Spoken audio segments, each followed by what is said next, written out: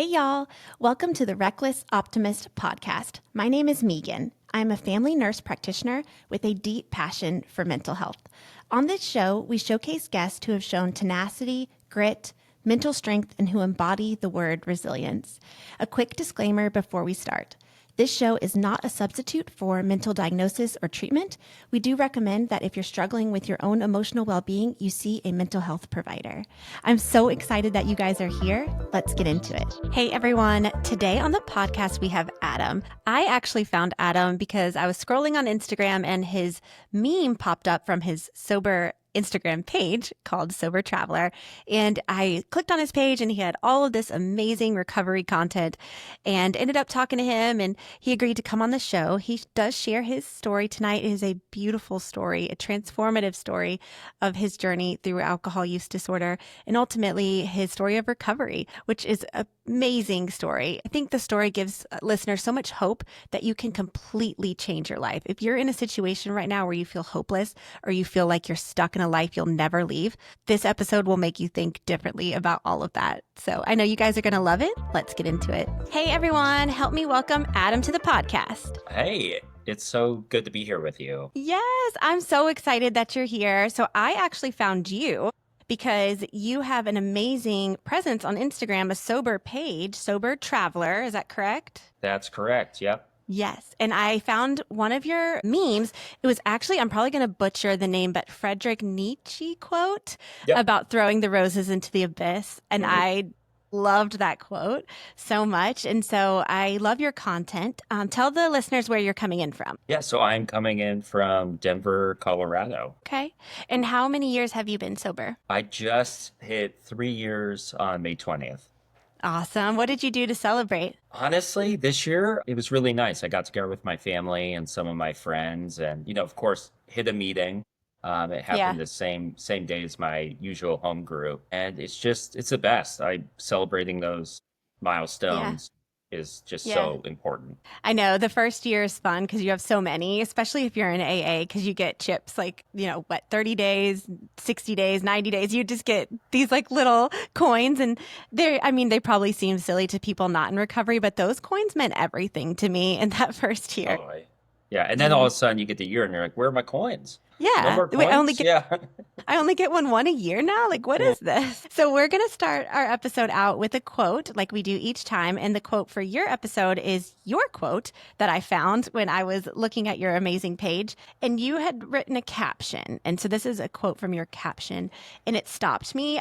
I think I liked it so much or tracked with it so much because I could feel your pain from this quote. And it's a very visual representation of what you were going through. So the quote goes, "How many bottoms can someone hit before they finally become willing to change and get sober? I had lost track. Hitting a bottom isn't like falling down a well or smashing into the ground. It's more like riding a roller coaster with hills and turns and no idea how much longer you have to go." Adam Berg, his diary. Yeah. So what does this quote mean to you?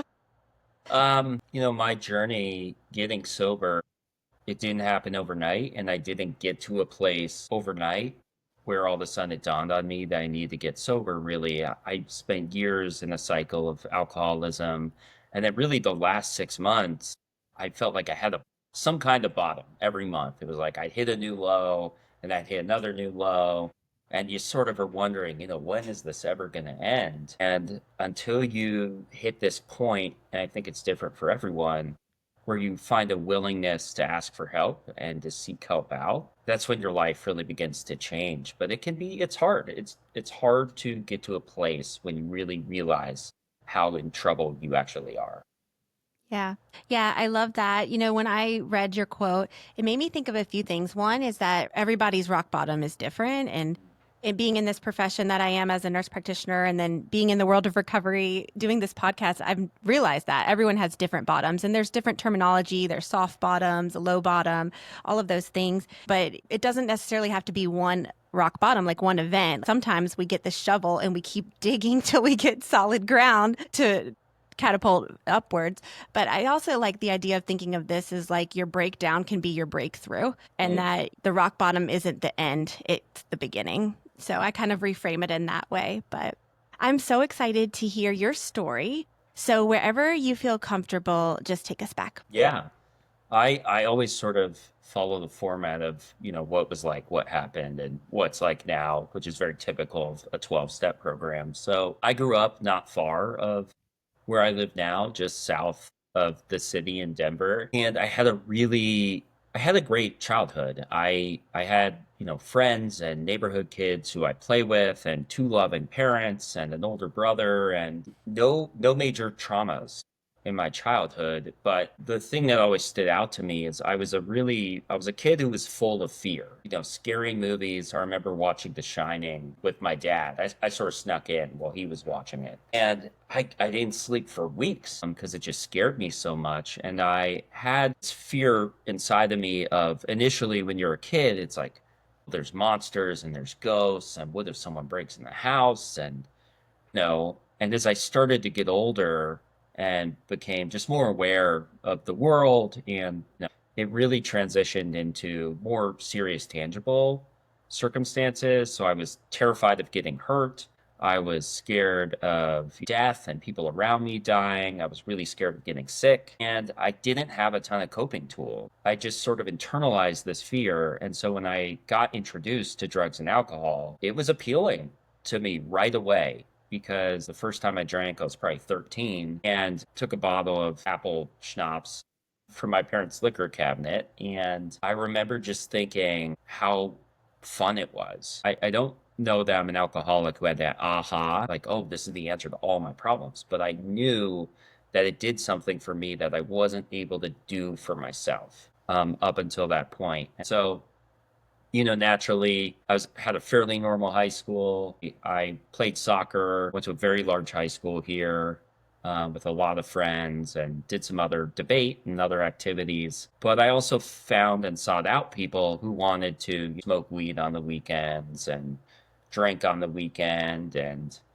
uh, it wasn't really a problem in the beginning. It was what I thought was just some kids exploring substances, which I think is common for a lot of people. But when I got to college and all of a sudden have this new freedom, I went up to CU Boulder, which is big party school, hard to kind of find your way anyway. And as a guy who always felt sort of internal strife and a bit lost, the world opened up a bit more in terms of access to prescription drugs I could try that I could buy on the floor of my dorm, or doing mushrooms a lot more. And my weed smoking and my alcohol consumption really picked up from there. I never really had a lot of trouble with it in college. I had one circumstance where, we had smoked weed in our dorm and the cops came and we got, MIPs, and my punishment was to bake cookies at the UMC, which is kind of ironic, giving, the munchies and smoking weed. But I just didn't think of it as serious consequences or that anything needed to be addressed. What's interesting is, and we can get into it more, is my mom will tell you and my dad that there's a history of addiction in my family. And she always kind of saw this side of me that really loved altered states. I had a few surgeries in high school, and I was very interested in taking whatever pills the doctor gave me. And so then in the later years of college, I ended up going to a study abroad program. And it's really my first time leaving home and living somewhere outside of my comfort zone. And I was sort of shoved into this unknown situation. And I was in Italy, and I'm looking at all my peers in the circumstance, and they're all having so much fun.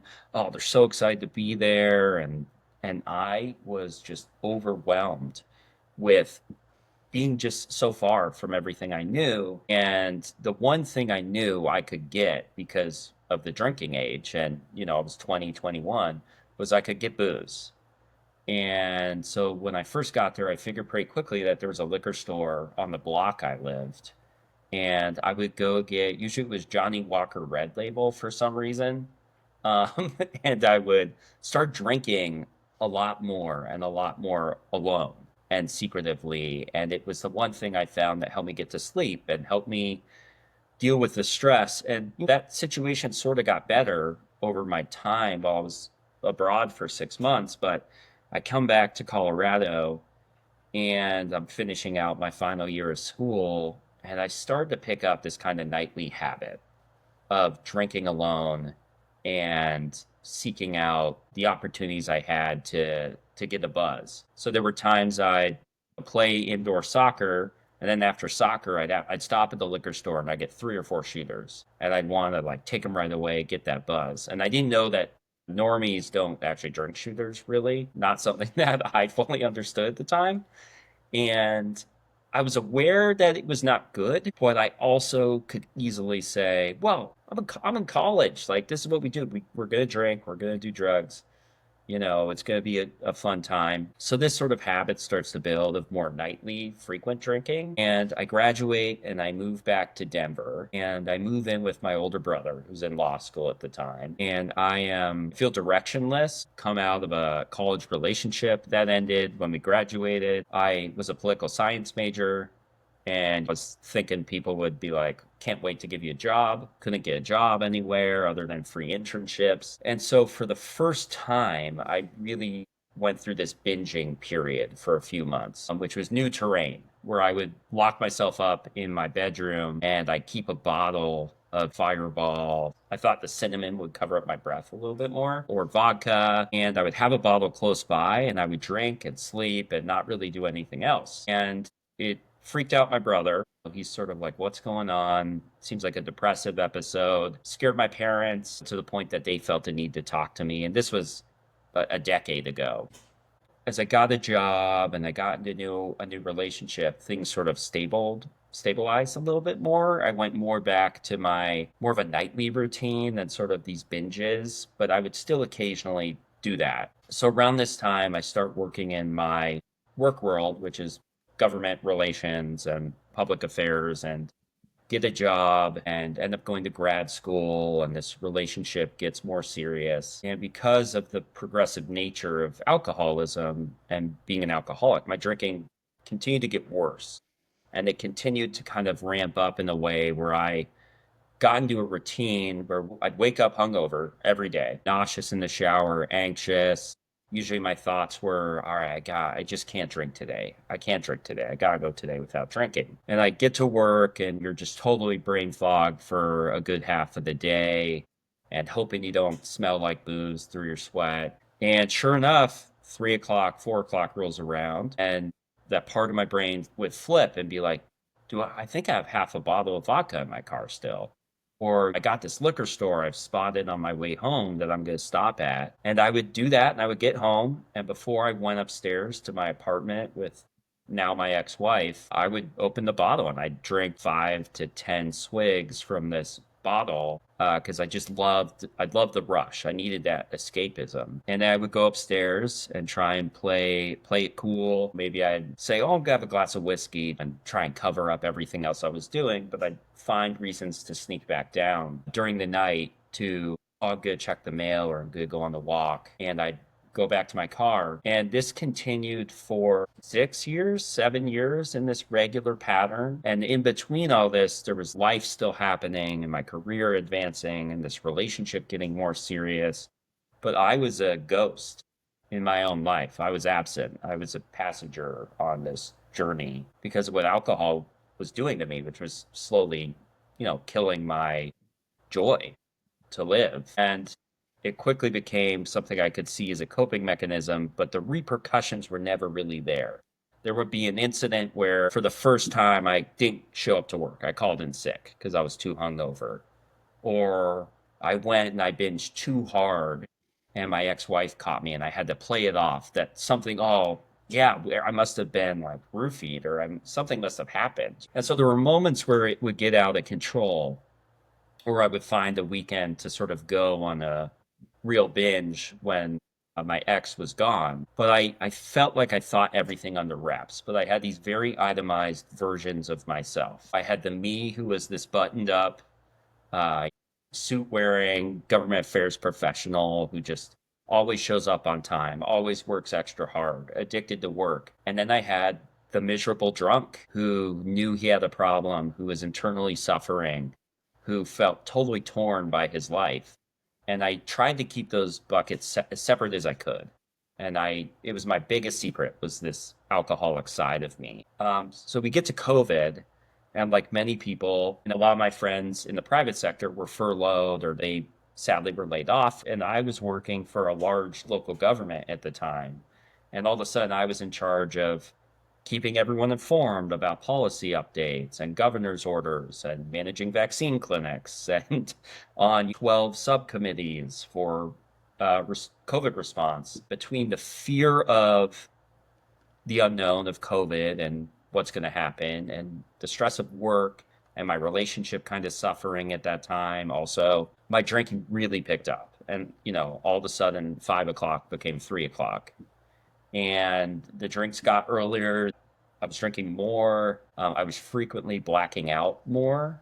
And there were incidences where these little bottoms we kind of talked about in the beginning, where one time I was so drunk that I fell trying to go to the bathroom and I pulled the shower rod down on my face and had a huge black eye and came up with some elaborate story for work about me playing goalie in a soccer game, as opposed, which alcoholics do. We come up with these like crazy lies instead of just coming up with a normal story, which would be, oh, I slipped and fell.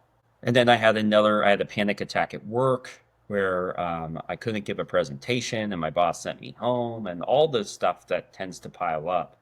And all of this came to a head in July of 2021, where a marriage at this point had really, it had been hurt by my actions and the way I was drinking. I was not showing up as the partner I wanted to be. Work was stressful, but very hollow. And so I went to Washington, D.C. on a work trip for a conference, drank really hard there with, my colleagues and friends, and came home, had a buddy coming into town at the same time. So more excuse to like, let's go out. We gotta go out. We gotta keep this party going.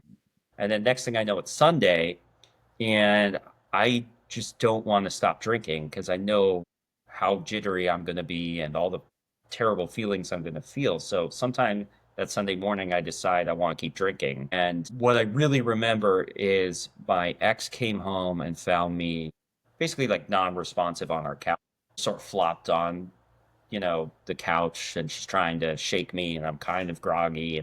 She calls my parents and is like, I don't know what's going on. Something's wrong. I don't know if he fell. And so my parents come over because they live probably 15 minutes away. And they decide, we need to call an ambulance. They're calling my friends to see if anything had happened the night before. I have these bits and pieces of remembering the EMTs coming into our condo and asking me questions, but I can't respond. And so I got strapped into a gurney and, wheeled to a hospital here in Denver.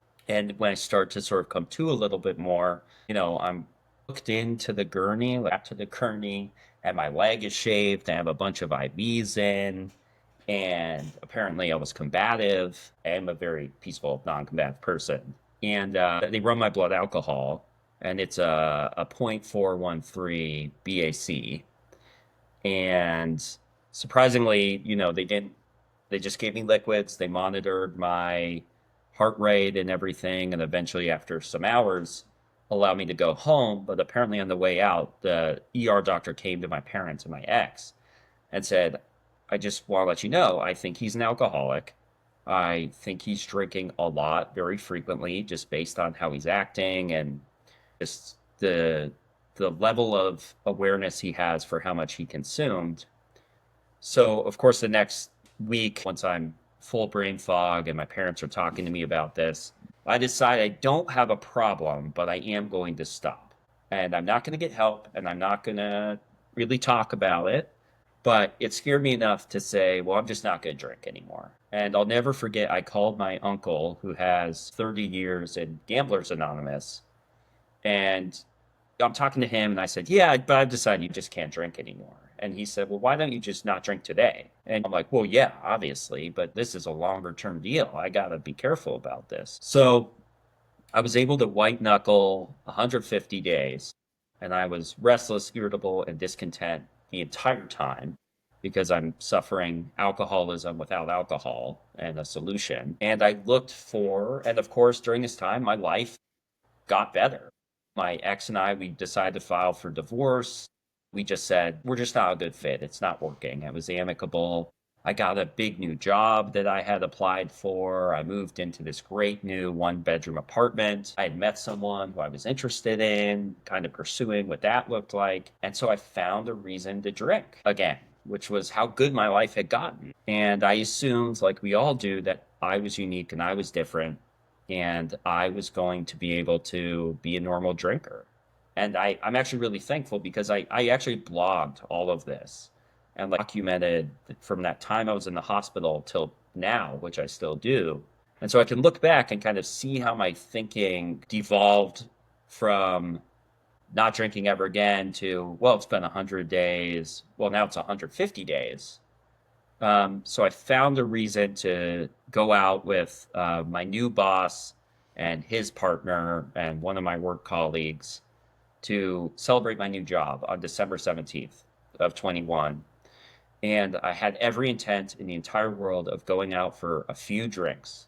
I was going to have a couple drinks and I was going to really savor this experience. And I ended up out till probably 3 a.m., like drinking champagne and dancing, and woke up the next day and didn't feel that bad. I was like shocked. I was like, man, I consumed so much booze last night. I should feel awful. And the amazing thing is, I went from 0 to 100 because by Christmas of that same year, so just over a week, I was drunk in the morning when my parents picked me up to go to our family Christmas party.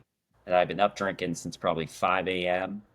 And my mom, they knew right away. They picked me up and I'm sunglasses on in the back of their car and trying to play it off as if I'm just hungover from the night before. And I proceed to make a fool out of myself at my family Christmas party. And of course, feel so much shame about that. That again, my parents come to me and they tell me, we're really worried. We're really worried about you. And I said, look, I think it's just, I'm trying to figure this out, but I think I'm fine and I don't need you guys to worry. Don't worry about me. And so, of course, stop. I say, all right, I'm not going to drink till my birthday in January. So, of course, I do that and then proceed January to go on another prolific binge where I miss my work and my new job. And I really spend the next 5 months until I got sober is in the worst my drinking had ever been.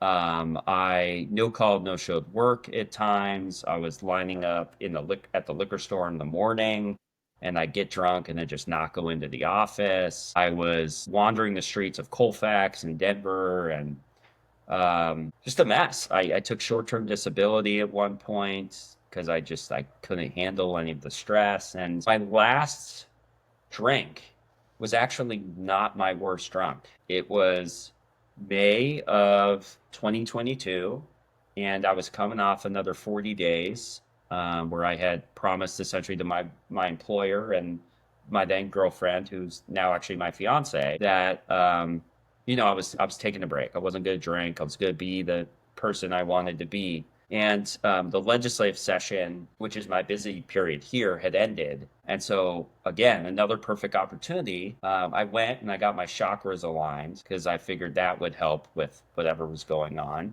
And there happened to be a liquor store next to where the chakra alignment place was. So I said, well, I'll pick up a bottle of whiskey for me. I'll get a bottle of wine for Jill, who's my fiance. We're going to go have a weekend away at the Broadmoor in Colorado Springs. And if you had told me when I made that decision, what's going to happen is you're going to miss work. You're going to go on the binge. You're going to no call, no show work again. You're going to be drunk for a week and ruin all this stuff you built. I would have told you there was no way. I would have said, I know better. I know myself. I know what happens. And sure enough, I went again on another binge. I ruined our weekend away. I got placed on leave with pay at work from about May 19th till June 1st.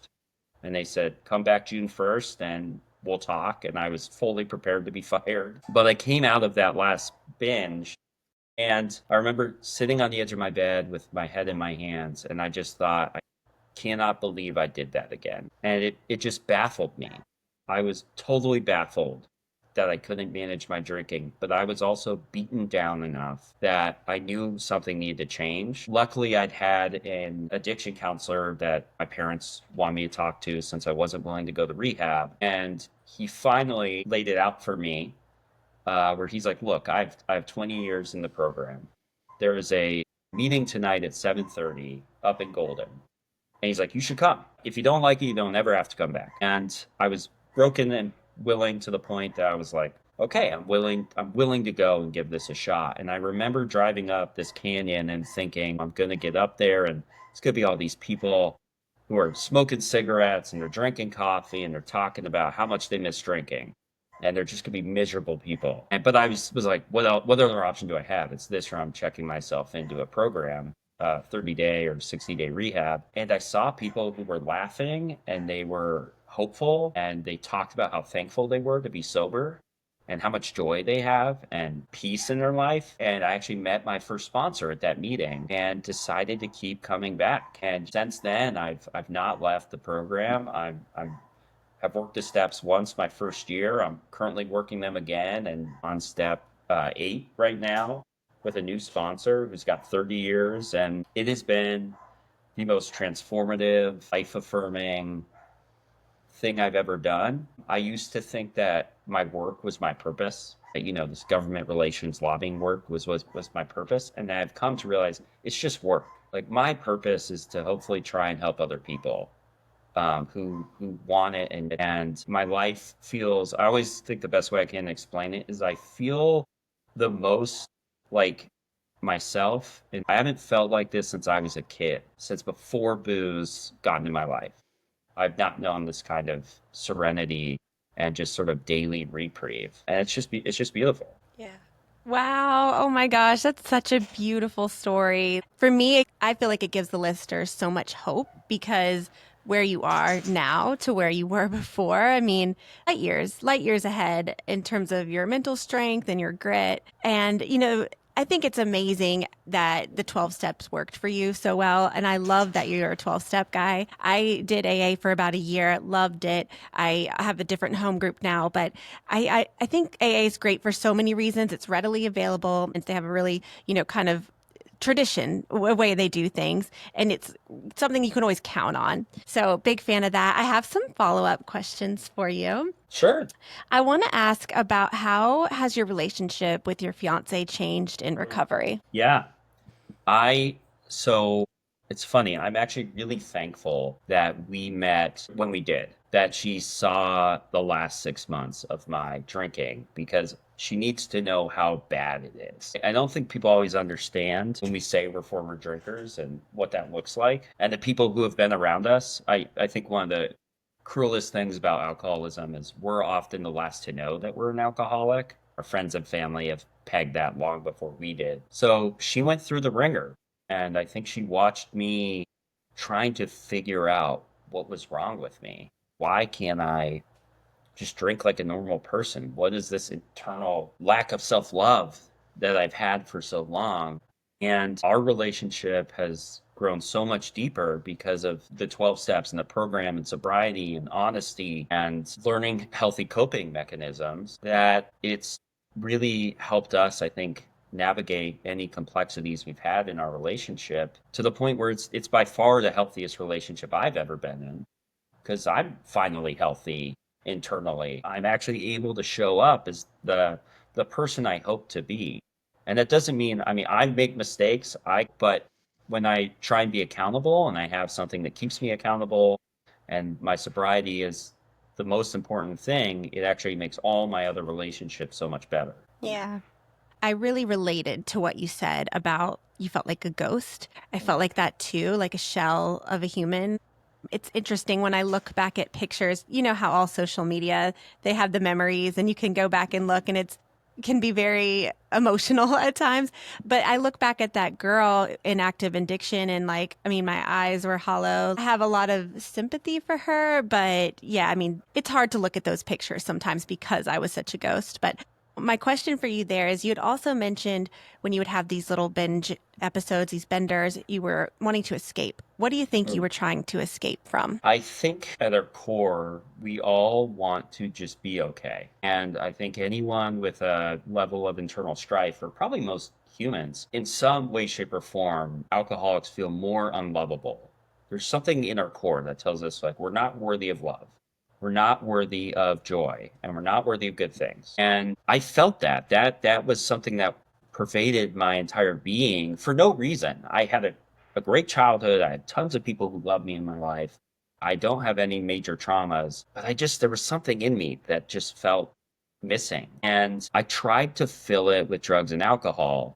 And I think part of what I was trying to do to seek was connection with myself, connection with others, some kind of spirituality. And I always thought that the conduit was if I could do more mushrooms or I could drink more booze, I'm going to find this meaning I've always been searching for. And they always left me feeling more empty. I always was chasing the next drink. The next drink was the drink that was going to get me right where I wanted to be. And I never got there. And so I think I was running from my feelings and running from having to address the inner issue because I truly believe alcohol is a symptom of a larger complex, that there's something else. There is a mental health aspect of all of this that leads us to be drinkers. And until we heal that and we get to the root and we actually feel like we are worthy of a gentle life and worthy of good things, it's really hard to sort of treat the other conditions that we go through.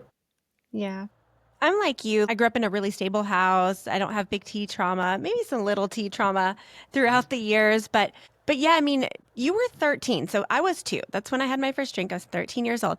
And I think when you're young, you're building habits, they're either good or bad, and all of that gets ingrained into your subconscious. We do 95% of our action from our subconscious. We don't even realize we're doing things that we're doing that have been embedded in our brain since we were kids. So I think when you're 13, you start drinking, you develop these bad habits of coping, right? You numb out with alcohol. It makes you feel superpower. It makes you feel invincible. And then those habits can lead through adulthood. Also, when you were talking about your story, you'd mentioned that you were a scared kid. I was too.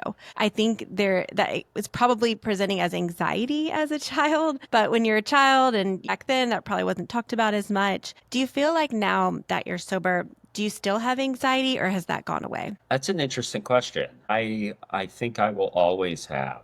Because I agree. I think anxiety and so many things are just a manifestation of fear. Like when we cut to the core of it, it usually is the root of a fear of something we have. Because same, I've been in therapy since I was 15 for depression and anxiety and just never really feeling like I fit in or had the manual for how I was supposed to do any of this. And so I do still suffer from it on occasion, but I also know I have a solution, which is turning my will over to whatever higher power is, some spiritual being in the universe, or even the flow of the universe.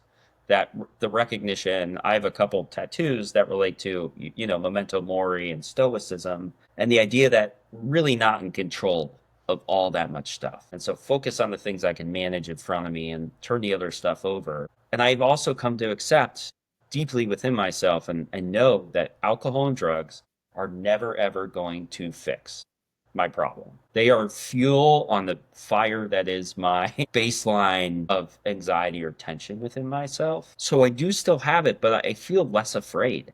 I'm just sort of less scared of what's to come. And there's something so relieving. I remember the relief of being like, okay, I know what's wrong with me. I have a diagnosis, which means I have a treatment option. But when I lacked a diagnosis of alcoholism, I didn't know how to treat what was wrong with me. Yeah. Yeah, that's really interesting. So, one thing I wanted to bring up was I think when you're in active addiction, you can have a lot of misconceptions about what sobriety would look like. Number one is you probably aren't even hanging out with anyone that's sober, so you really have no idea what it is. But my biggest misconception was that it would be extremely boring and that I would have no friends and I would be miserable. Obviously, none of that is true. I was already completely miserable. So, my question there is what surprised you about sobriety or misconception that you had about sobriety? Very similar to what you said. So I avoided sobriety, first and foremost, because I didn't have a problem. And second was I was too busy. I was too busy. And it's so funny in retrospect, because I look at my life and I'm like, well, I got this job I don't really like, and this relationship I'm not showing up for, and I'm just kind of miserable, but like I'm too busy to get sober, which seems so ridiculous in the end. And I thought sort of similar of, well, what am I going to do? What am I going to do at my wedding? Am I not going to drink at my wedding? What about a bachelor party? What about, I mean, I work in government affairs. Going out and drinking and schmoozing is a huge part of my work world. Or I love concerts. And I'm like, how am I going to go to a Billy String show and like go to a concert and not be high or drunk. And I have come to find my community and my sense of connection has grown infinitely in sobriety. I think that's the thing that surprised me most is I'm having more fun and I have so much better relationships with people that I could not have ever gotten to if I never got sober. I mean, it just wouldn't have been possible for me. And so your fun changes. Getting out when you remove all the external factors, sitting around and drinking, the booze isn't all that fun. It's the circumstances and the people that you're doing stuff with. And you don't realize it till you get away from the substance. And it takes time. It doesn't happen overnight. But I just went to a wedding in Nebraska and I was the only sober person I would venture to guess at the wedding. And all the guys are like shirts off, jumping around to Mr. Brightside. And I joined them in. And it's the most fun I've had at a wedding ever, sober or not sober. And I got to wake up the next day and then I got to sleep good. And it's the little joys that we get that make it so worth it. Yeah, I love, love, love that memory. I had very similar ones where you thought, oh my gosh, what am I going to do? Everyone's drinking. I'm the only sober one. And then you end up having literally the best night with like a Shirley Temple in hand. Totally. Yeah, I wanted to talk about you had some time, you had some stints of sobriety. Looking back on it, kind of droning out and me looking at your story, I mean, obviously, I think that was more willpower that you were using and not, changing your belief system around alcohol. So it's interesting. I think for you, getting involved in a community like AA kept you sober that first year. So, in addition to that community, what other things that first year helped you get to the milestone that you have now? Totally. Yeah, and I think it's so critical too. There are so many programs, and I don't know that anyone is the right one. I always tell people, like, look, if AA is your thing, great. If Smart Recovery is your thing, great. If RE is your thing, it's great. You got to find what works for you. But I think, like you said, having a community is the foundational part where you finally don't feel alone. And so for me, what really helped me get through it was meetings and getting a sponsor. My sponsor really wanted me to stay sober, and I wanted to stay sober for him and the community I had. I started listening to Recovery Elevator podcasts. I started listening to Back from Broken, which is an amazing podcast by Vic Vela about recovery. And I actually started reading more of, unexpected joy of being sober and soberish and uh hearing other people's stories and having them resonate with me and hearing how they got sober really helped me. And I also got interested in actually, I wanted to understand the root of why I am the way I am. And obviously, there's sort of the spirituality belief side, but I also wanted to understand the neurology and the physical dependency and what does booze and drugs do to your brain and how do we create those neural pathways. And I would say the biggest thing was I actually got curious. I got curious about addiction. And I said, this can actually be fun and I don't have to be miserable. I can Yeah. actually have fun getting sober. Yeah. No, I love that. I had a very similar experience, especially with Annie Grace's work. I don't know if you Yep. read any of her stuff Yep. because she does that. She wants you to get curious and she talks so much about the science around addiction and all of that. Love her work. So I wanted to ask you over these past 3 years, what do you feel like has been your hardest challenge in recovery? For me, I think it's been just trying to constantly stay new and go to meetings, stay consistent, not think I know everything there is to know on this long journey because it really is. I love the saying that says, the person with the most sobriety is whoever got up earliest this morning because we really are talking, it's a day-to-day managing of a chronic condition. So I always want to stay teachable and I want to continue to grow as a person. And I think just trying to stay in the day-to-day and remember that if I do the right things, and I stick to the program I'm working and I add new things when I feel like I need them. And I invest in those things that I will hopefully stay sober. But I've also learned that, I see people go out and I know what kind of seems to lead to people going out. But there's also something comforting in knowing that I don't ever want to drink. God willing, I'll never drink again. But I also know I have a solution now. And people say it's so much, I've never left, and people say it's so much harder when you go out, it's hard to come back in. And I can totally see that. So I think it's just trying to stay fresh. I want to keep it fresh and I want to continue to talk to people like you and hear other people's stories and be of service and learn new things. Yeah. Your Instagram page, Sober Traveler, is amazing, by the way. You have a great following. Thank You you. have really, really, really good quotes. My point for you here is that reading your quotes and your caption, you're an amazing writer. You have a Well, talent to thanks. write. You had mentioned you blog.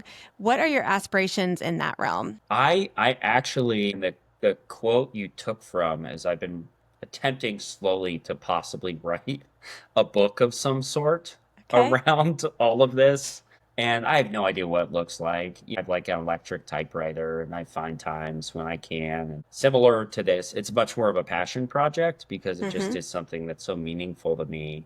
But I think it ties back to when I was a kid and when I was younger, I was more of a creative. I loved music and I loved drawing and I loved writing and poetry and like all the things that are most beautiful. And then I really lost that somewhere along the way. I was like, I need to be serious and I need to go into a serious profession. And I thought to do that, I had to give up all this stuff I really loved, which is sad. And I've since come back to it in sobriety and found that I can be both a serious professional when the duty calls for it, but also my authentic self and be someone who writes and be someone who loves drawing and music. And there's just a lot of like, when you create that alignment in your life and you get that sense of wholeness, it's just so cool. I totally relate to what you're saying. It's so funny how our stories are so different, but we have actually a lot of similarities. I agree with you. My job is so important to me. I absolutely love being a nurse practitioner. And having this profession is everything. I worked so hard to get to where I am, and I would never leave this job. I love my job so much. However, you can't really, there's not really a lot of avenues to be creative in medicine, right? You kind of have to go by the book. So this podcast has been such a fun creative outlet for me, a passion project, finding people's stories and then editing them and reframing them for other people to hear for the greater good. I love that. I absolutely know you can write this book. I think taking your time is brilliant, though. I had an author on a few weeks ago, and it took him 4 years to write his memoir. So, how you're doing it is perfect. Do you like write it all in your notes app? What's the process been like? It's been a mix. I've been doing notes apps and some based off some of the blog posts I write for my Instagram, and then I have a free write, which is just a electric typewriter where you set a timer, and there's not really an editing tool, so you're sort of just going through and putting stuff on paper. And I don't really know. It's so funny you say that because I've been thinking how much my recovery has changed even in the last 6 months working the Mm-hmm. steps again. And the things I would write now are different than the things I would be writing a couple of years ago. And so you're like, when is the right? I don't know when the right time is. I think I want to draw it out and like also see how my own journey changes. And I don't have like an end goal or end date for anything. I just really love the process of writing. So I'm gonna stick with it and just kind of like see how this all plays out. Yeah, keep going. I can't wait to read your book one day. Oh, I already thank have read you. like all of your captions. Oh, you're so You're nice. Thank you. such a good writer. I mean, you can tell when someone has talent in that arena, and you definitely do. Thank One you. last question before we get to the lightning round. How has your perspective on life changed in recovery? I was thinking about this in the last few months, just because of how quick. No one told me like the first year feels like a long year, and now feels like it's just flown by. I mean, I cannot believe how quickly it's all going, and I think life tends to speed up as we age anyway, you know? But I would say when I was drinking and I got divorced and I looked at this was my perspective was I said, what am I gonna do? All this life is behind me. My 20s are gone. I'm in my 30s and this relationship's gone. And, how am I going to move forward? And now I look at my life and I think of all the cool stuff that's to come. So I think my life has come to appreciate the small things more, take things less seriously, and actually put aside the fear as best I can to actually embrace life in a way I haven't before. Because life used to scare me. It was the scariest thing in the world to me. Was growing up and getting older and not having the tools. And now I just think it's gonna be okay. I'm just gonna take it day by day. Yeah. I can tell you're a deep thinker, and you've probably been that way Thanks. since you were a kid. I bet your mom would say when you were a kid, you were like trying to figure out the meaning of life or something like that. I had a hamster who died, and it caused a lot of small T trauma for me. And then I had an existential crisis as like a 10-year-old and this stuff. So it's nice to be able to actually talk about it. Yeah, that's so funny because I think I had a similar existential crisis when my goldfish died when Hmm. I was 5. Yeah, Oh my totally. gosh. So we've made it to the lightning round of our show. I asked the same 5 questions to each guest. So the Okay. first question is, you're given 3 options. You have to pick one. Would you shark dive, bungee jump, or skydive? Uh, Shark dive with a cage. Okay, shark dive. Yeah. It's your reality. Not without a cage, but shark dive because I've always another thing I've had a fear of, but also fascinated by is sharks. I'm an Hmm. inland kid growing up in Colorado, so the ocean's very scary to me. But I think it'd be so cool to just experience it. Yeah, that's awesome. I was also very afraid of the ocean and just recently faced my fear. I became scuba diving certified a Oh, few months cool. ago. Did Awesome. not see any sharks, but it is scary under there until you get like really low. Like once you're at 60 feet, it's actually like feels like a weighted blanket and it calms you down. And like the repetitive breathing, it actually, you feel calm. It's People interesting. love it. People love Yeah. it. It's everyone says it's just one of the most unique experiences to feel like you're in it's like being in another world in so many Yeah. ways. I think the fish are like aliens, you know what I mean? Yeah, Especially if you go totally. to the Yeah, bottom of the totally. ocean. Okay, number 2, you're in a simulation. Every time you walk into a room, the same song plays. What's your song? The Stable Song by Gregory Alan Isakov. Okay, I don't know that. It's a song that's like very meaningful to my recovery. I don't know why. It's just something that's always struck a note with me. So if you have not listened to it, you should listen to his version with the Colorado Symphony. It's one of the most beautiful songs ever. Okay, I love it. I love a symphony. Yeah, They're beautiful, beautiful music. I love classical music. Okay, number 3. What is your favorite Disney movie? probably Hercules. Oh, I haven't heard that one yet. Yeah, That's a off good the one. cuff, I'm gonna say Hercules. Okay, good one. Strong protagonist. Yeah, for sure. Number 4, what is something you're obsessed with? I really love cooking. I had a dream at one point. I was debating law school or culinary school, and Very different. I split the difference and went to grad school. But I just love cooking. I think it's such a fascinating thing, both scientifically and artistically. There's something about the joy of feeding people and watching people enjoying something you cooked, and that's just such an intimate, cool thing. Yeah. Are you like a baker or like cook? Not a baker. Okay. Baking is a science in my eyes, and it is so hard. So I respect both, Hmm. but there's something really complicated about baking that my brain is just not a math brain. So, Yeah. That's so funny. If there was a show, there might even be one. I should try out for it. Like World's Worst Cook. That's me. I am oh, right. horrible. I have no talent in the kitchen. And the kitchen's kind of scary. There's fire, there's knives that can hurt you. I'm afraid of the kitchen. Yeah, there is a show actually that is like the world's worst, I'm going to but try out. yeah, give it a shot. Number 5. What does freedom mean to you? I think in the context of life, I think feeling freedom is you don't feel like you are bound in a negative way. I mean, for me, it's freedom from booze. It was a prison. It was a prison in every single aspect that we think of it. I really feel wholeheartedly like I got a second shot. I got a second shot at life because there was one point where I was like, this is my life. I'm just going to be kind of miserable and I'm going to work and I'm going to die. And whether that's of cirrhosis or whatever it is, so be it. And I just feel like I've turned a page through recovery that I actually look forward to what's to come. I think your story gives so much hope. You can literally create a whole new life for yourself. And the first thing to do is that self awareness and then ask for help, which is what you Mm. did. So I can't thank you enough for coming on. Your story's going to help so many people. Y'all can follow him at Sober Traveler on Instagram. Do you have any other websites or anything? No, that's the That's only your main one. I page. got it. Yeah. Okay, definitely follow. Your content's awesome. And we'll be waiting for your book release Oh, thank you. Yeah, we'll see. Someday. Who knows? someday. Yeah, awesome. All right, thank you so much. It was so nice talking with you. Awesome. You too. Thank you. Bye. Bye.